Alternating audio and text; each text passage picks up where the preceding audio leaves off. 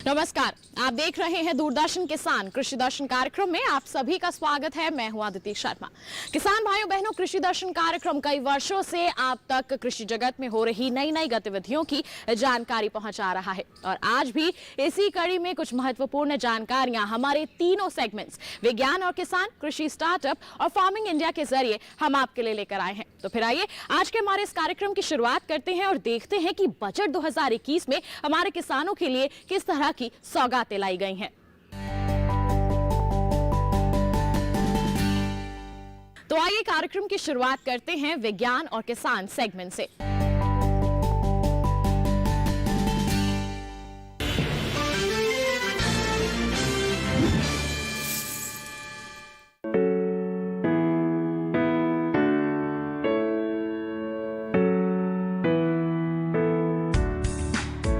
पिछले बजट में पीएम कुसुम स्कीम के जरिए 20 लाख किसानों को सोलर पंप मुहैया करवाने का लक्ष्य रखा गया और 100 सूखाग्रस्त जिलों के विकास पर काम करने की बात कही गई।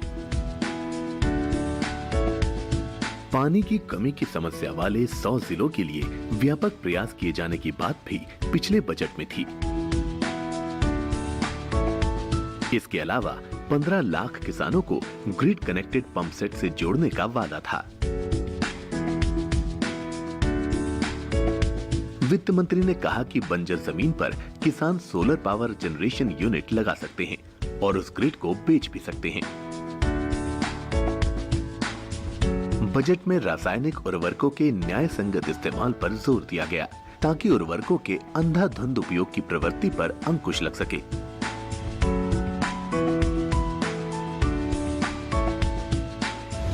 वित्त मंत्री ने गृह ब्लॉक और तालुका स्तर पर नए भंडार गृह बनाए जाने की बात कही। बजट भाषण में कहा गया कि भंडार गृह राज्य सरकार या भारतीय खाद्य निगम की अपनी जमीन पर भी बनाया जा सकेगा। ग्राम भंडारण स्कीम में स्वयं सहायता समूहों के माध्यम से महिलाओं की भूमिका को महत्वपूर्ण बताया गया। साथ ही दुग्ध, मांस और मछली को संरक्षित करने के लिए किसान रेल बनाए जाने और कृषि उड़ान लॉन्च करने का वादा भी पिछले बजट में था। बागवानी फसलों के लिए one product one district scheme बनाना, ऑनलाइन मार्केट मजबूत करना, financing on negotiable warehousing scheme को मजबूती देना भी पिछले बजट में शामिल था। किसानों को 15 लाख करोड़ का ऋण देने और दुग्ध प्रसंस्करण क्षमता 10 करोड़ 80 लाख टन तक पहुंचाने का लक्ष्य था। इसके अलावा समुद्री इलाकों में सागर मित्र के जरिए 20 करोड़ 80 लाख टन मछली उत्पादन का लक्ष्य निर्धारित किया गया। दीनदयाल अंत्योदय योजना के अंतर्गत बने 58 लाख स्वयं सहायता समूहों को मजबूत करने की बात भी पिछले बजट में की गई।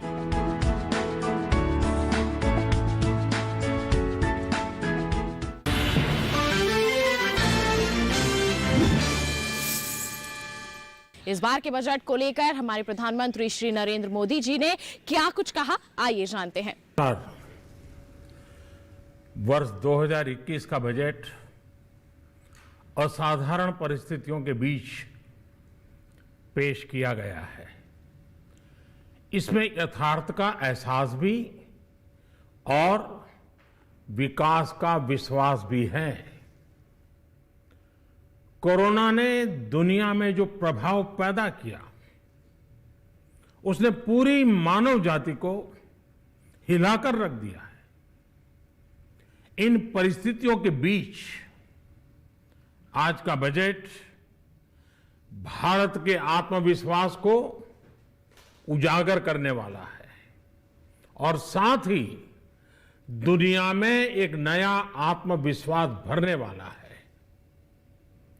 आज के बजट में आत्मनिर्भरता का विजन भी है और हर नागरिक, हर वर्ग का समावेश भी है।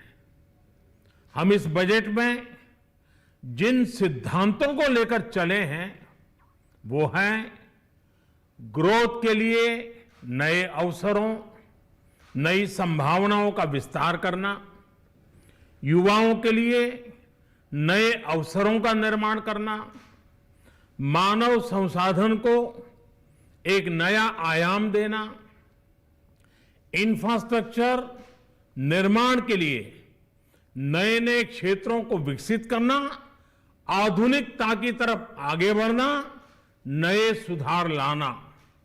साथियों, नियमों और प्रक्रियाओं को सरल बनाकर आम लोगों के जीवन में ईज ऑफ लिविंग को बढ़ाने पर इस बजट में जोर दिया गया है। ये बजट इंडिविजुअल्स, इन्वेस्टर्स, इंडस्ट्री और साथ ही इंफ्रास्ट्रक्चर सेक्टर में बहुत सकारात्मक बदलाव लाएगा। मैं इसके लिए देश की वित्त मंत्री निर्मला जी को और उनके साथी मंत्री अनुराग जी और उनकी टीम को बहुत बहुत बधाई देता हूं। साथियों, ऐसे बजट देखने को कम ही मिलते हैं जिसमें शुरू के 1-2 घंटों में ही इतने सकारात्मक रिस्पांस आए। कोरोना के चलते कई एक्सपर्ट्स ये मानकर चल रहे थे सरकार आम नागरिकों पर बोझ बढ़ाएगी, लेकिन फिस्कल सस्टेनेबिलिटी के प्रति अपने दायित्वों को ध्यान में रखते हुए सरकार ने बजट साइज बढ़ाने पर जोर दिया। हमारी सरकार ने निरंतर प्रयास किया है कि बजट ट्रांसपेरेंट होना चाहिए। मुझे खुशी है कि आज अनेक विद्वानों ने इस बजट की ट्रांसपेरेंसी की सराहना की है। साथियों, भारत कोरोना की लड़ाई में रिएक्टिव होने के स्थान पर हमेशा ही प्रोएक्टिव रहा है। चाहे वो कोरोना के काल में किए गए रिफॉर्म्स हो या फिर आत्मनिर्भर भारत का संकल्प, इसी प्रोएक्टिवनेस को बढ़ाते हुए आज के बजट में भी रिएक्टिव का नामो निशान नहीं है। साथ ही हम एक्टिव पर, स्टेटस को पर भी अटके नहीं हैं और हमने इस बजट में भी प्रोएक्टिव बजट देकर के देश के सामने प्रोएक्टिव होने का संदेश दिया है। यह बजट उन सेक्टर्स पर विशेष रूप से केंद्रित है जिनसे वेल्थ और वेलनेस दोनों ही तेज गति से बढ़ेंगे, जान भी जहान भी। इसमें एमएसएमईज और इंफ्रास्ट्रक्चर पर विशेष रूप से जोर दिया गया है। इसी तरह ये बजट जिस तरह से हेल्थ केयर पर केंद्रित है वो भी अभूतपूर्व है।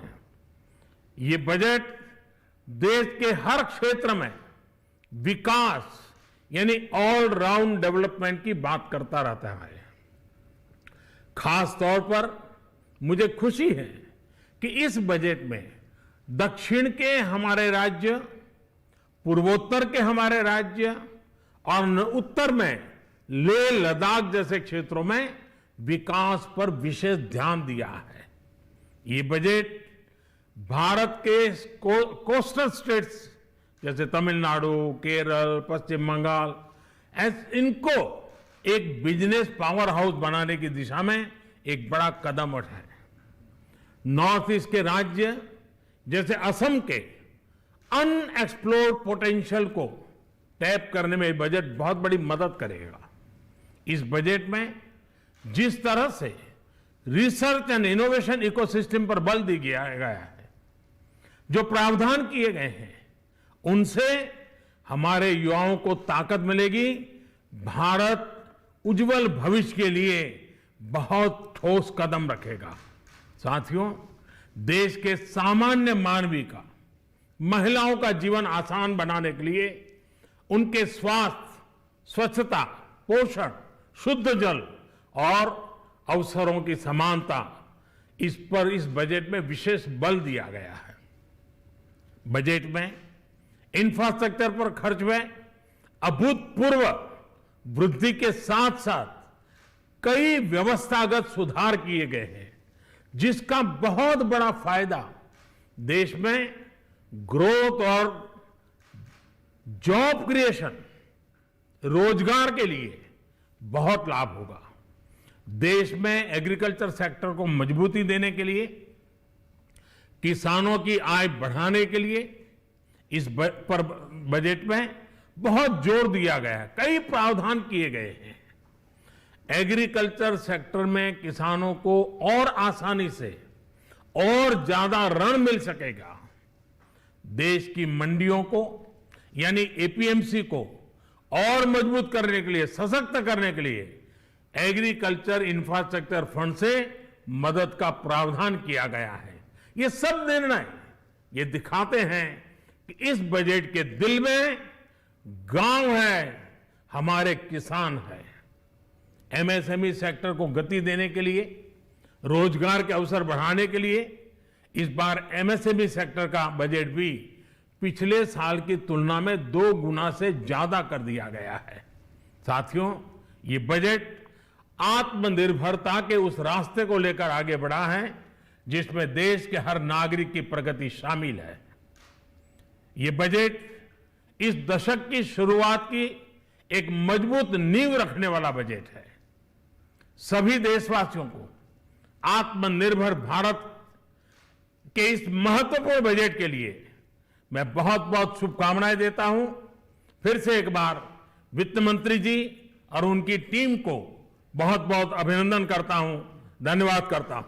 इसी के साथ कार्यक्रम में वक्त हो चला है एक छोटे से ब्रेक का। आप कहीं मत जाइए। ब्रेक के बाद हमारे अगले सेगमेंट कृषि स्टार्टअप में हम आपकी मुलाकात करवाएंगे एक प्रगतिशील किसान से। बने रहिए दूरदर्शन किसान पर और देखते रहिए हमारा कार्यक्रम कृषि दर्शन।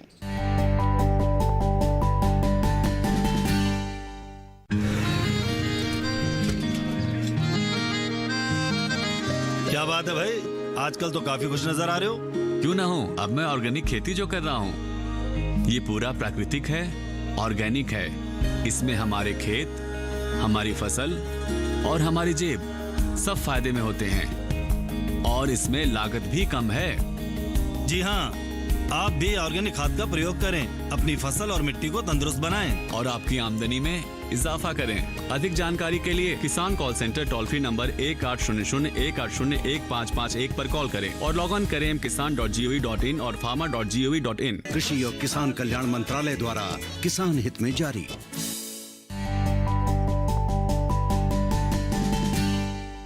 ब्रेक के बाद दूरदर्शन किसान के कार्यक्रम कृषि दर्शन में आप सभी का फिर से स्वागत है। आइए अब कार्यक्रम को आगे बढ़ाते हैं और नजर डालते हैं हमारे सेगमेंट कृषि स्टार्टअप पर। हमारे कृषि के क्षेत्र की हम बात करते हैं तो इसमें कई ऐसी मिसालें हैं जो अन्य किसानों के लिए प्रेरणा का स्रोत बनती हैं और आज के हमारे जो सफल किसान हैं उनकी दास्तान भी कुछ ऐसी ही है। आज हम आपकी मुलाकात करवाने वाले हैं मेघालय के नानादरो बी मारक से। जी हाँ, इन्होंने जैविक रूप से काली मिर्च की खेती को अपनाया है और ना ही केवल इसमें सफलता हासिल की है बल्कि अन्य किसानों के लिए प्रेरणा का स्रोत बन गए हैं और उनके इन्हीं कार्यों को देखते हुए भारत सरकार ने ये तय किया है कि अब उन्हें पद्मश्री पुरस्कार से सम्मानित किया जाएगा। आइए मुलाकात करते हैं हमारे प्रगतिशील किसान से, जानते हैं उनकी सफलता की दास्तान।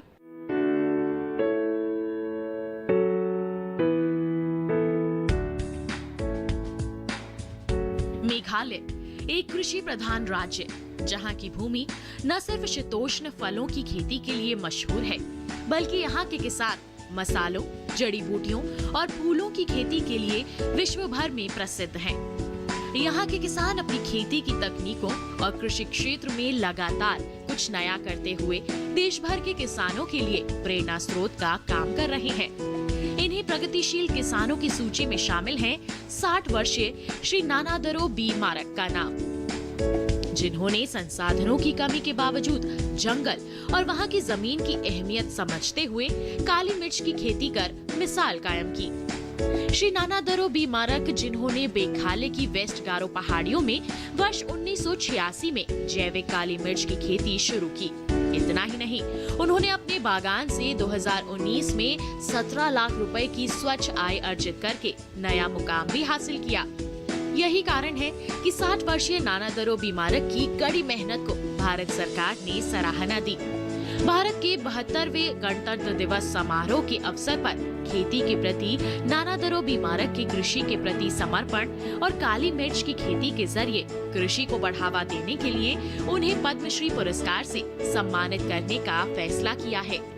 जानकारी के लिए बता दें कि नाना दरों बीमारक मेघालय के पश्चिम गारो हिल्स में तिकरी किला ब्लॉक के अंतर्गत गोंडा जसिंगरे गांव से आते हैं। राज्य कृषि और बागवानी विभाग की मदद और अपने अथक प्रयासों से जिले के किसानों और एग्री हॉर्टी विभाग को अतिरिक्त आय प्राप्त करने में मदद की। अपने अनुभवों को साझा करते हुए श्री नाना दरों बीमारक कहते हैं कि काली मिर्च की खेती के प्रति उनके श्रम को दुनिया भर में प्रोत्साहन मिलता है। खरीदार आसानी से उनके उत्पाद की खरीद के लिए तैयार हो जाते हैं, क्योंकि उनकी फसल पूर्णतः रसायन मुक्त और कीटनाशकों से मुक्त रहती है। जानकारी के लिए बता दें कि नाना दरों बीमारक को काली मिर्च की खेती में अपने अनुभवों के लिए वर्ष 2018 में इंटरनेशनल पेपर कॉन्फ्रेंस वियतनाम में अंतर्राष्ट्रीय पुरस्कार से सम्मानित किया जा चुका है, जिसके बाद स्पाइस बोर्ड और बागवानी के अधिकारियों ने नवंबर 2020 में उनके गांव पहुंचकर उनके काम का सर्वेक्षण किया। कृषि क्षेत्र में अपनी सफलता को चिन्हित करते हुए नाना दरों बीमारक गारो हिल्स की समृद्ध मिट्टी और जैविक खेती की तकनीकों को धन्यवाद देते हैं। तो ये था हमारा कार्यक्रम कृषि दर्शन।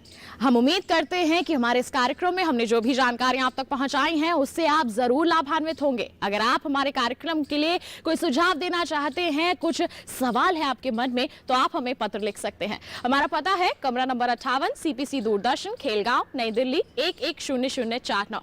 अगर आप हमें ईमेल करना चाहते हैं तो हमारी ईमेल ID नोट कर लीजिए। हमारी ईमेल ID है krishidarshandddk@gmail.com।